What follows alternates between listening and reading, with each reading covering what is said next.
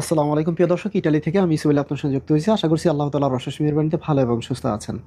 প্রিয় দর্শক শ্রোতা, আজকে কথা বলবো, আপনারা অনেকেই বিভিন্ন দেশ থেকে ইতালিতে বর্তমানে আসতে চাচ্ছেন।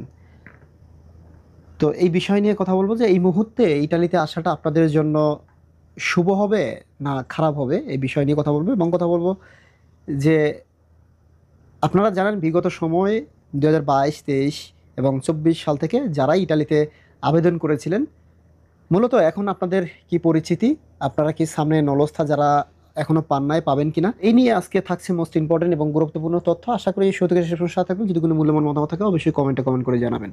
তো প্রিয় দর্শক শ্রোতা, শুরুতেই আপনাদেরকে বলছি, যারাই আপনারা বিভিন্ন দেশ থেকে ইতালিতে বর্তমানে প্রবেশ করতে চাচ্ছেন, মানে এক কথায় ইতালিতে আসতে চাচ্ছেন, যেরকমটি মিডল ইস্ট যেই সকল দেশগুলো আছে সেই সকল দেশ থেকে ভাই বেরাদারা যারা আছেন, আপনারা চেষ্টা করছেন যে ইতালিতে আসবেন। উদাহরণস্বরূপ জর্ডান, সৌদি, ওমান, বাহারাম, কাতার এবং মালয়েশিয়া, এরকম কিছু দেশ থেকে আপনারা ইটালিতে আসতে চাচ্ছেন। তবে এই মুহূর্তে এই মুহূর্তে যদি আপনাদের কোনো আহ, নিকট কোনো লোক থেকে থাকে, তাদের মাধ্যমে যদি আপনারা ইটালিতে আবেদন করেন, আই থিঙ্ক আপনারা আসতে পারবেন ইনশাল্লাহ, আশা করা যায়। তবে অনেকে আছেন আবার এই বিভিন্ন সেনজেনভুক্ত দেশগুলোতে আছেন, আপনাদেরকে অনুরোধ এবং রিকোয়েস্ট করব যে আপনারা ইটালিতে এই মুহূর্তে আসবেন না। এর কারণ হলো, যেহেতু আপনারা সিজনভুক্ত দেশে আছেন, আপনারা সেখানে থাকেন। উদাহরণস্বরূপ দেখাচ্ছি যে সার্বিয়া, আপনার বুলগেরিয়া, রোমানিয়া, এই সকল দেশগুলো থেকে যদি আপনারা কেউ আসতে চান, আমি আপনাদেরকে সাজেস্ট করবো যে এই মুহূর্তে আপনারা সেখানেই থাকেন। হ্যাঁ, কেননা আপনারা যদি এই মুহূর্তে ইটালিতে আসেন, সেই ক্ষেত্রে আপনারা একটা বিপদে পড়ে যাবেন। আপনাদের না হবে কাগজপাতি ঠিকঠাক মতো, না আপনাদেরকে দেবে কেউ সাপোর্ট। আর সাপোর্ট না দেওয়ার কারণ হলো যে সাপোর্ট দিলেও এখন এই মুহূর্তে তেমন একটা ফলাফল ভালো পাওয়া যায় না। কেননা ইটালির যে নিয়মকানুনগুলো সেগুলো বর্তমানে অনেকটাই চেঞ্জ হয়ে গেছে। আগের মতো আপনার ল নেই, যার কারণে এখন ইটালিতে এসে থাকাটা খুবই ভয়ানক, মানে খুবই কঠিন। এই জন্য যে ইটালির যে সরকার, তিনি চাচ্ছেন যে এই দেশকে অবৈধ মুক্ত রাখার জন্য, মানে যারাই আপনারা আমরা যারাই অবৈধ পথে আসি, তারা যাতে কেউ ইটালিতে অবৈধ পথে যাতে প্রবেশ না করতে পারে, সেদিকে কিন্তু এখন বর্তমানে কড়া নজরদারি চলছে। তো আশা করি প্রিয় দর্শক শ্রোতা বুঝতে পেরেছেন, আপনারা এই ধরনের কেউ ভুল করবেন না। তবে আপনাদেরকে যে কথাটা বলেছি যে আপনারা বিভিন্ন দেশ থেকে যারা আপনারা ভিসার জন্য আবেদন করেছেন, তারা তো করেছেন, আশা করি ইনশাল্লাহ আপনারা আসতে পারবেন। যদি আপনাদের ওই রকম লিগ্যাল অর্থনৈতিক জায়গায় যদি আপনার আবেদন হয়ে থাকে, এর ভিতরে আপনাদের সাথে যেই জিনিসগুলো সবচেয়ে বেশি হয় সেটা হলো, আপনারা যেহেতু বিভিন্ন মিডল ইস্ট দেশ থেকে আপনারা আবেদন করেন, আপনাদের সাথে বেশি প্রতারণা করা হয়। আপনাদেরকে ইতালিতে নিয়ে আসার নাম করে আপনাদের কাছ থেকে লক্ষ লক্ষ টাকা হাতিয়ে নেওয়া হয়।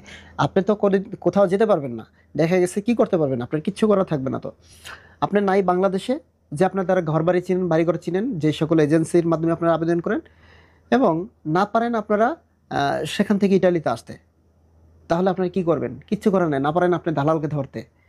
সেজন্য আপনারা যাদের মাধ্যমে আপনারা আবেদন করেন, অবশ্যই একটু বুঝে শুনে করবেন, এতটুকু আপনাদের কাছে রিকোয়েস্ট এবং অনুরোধ।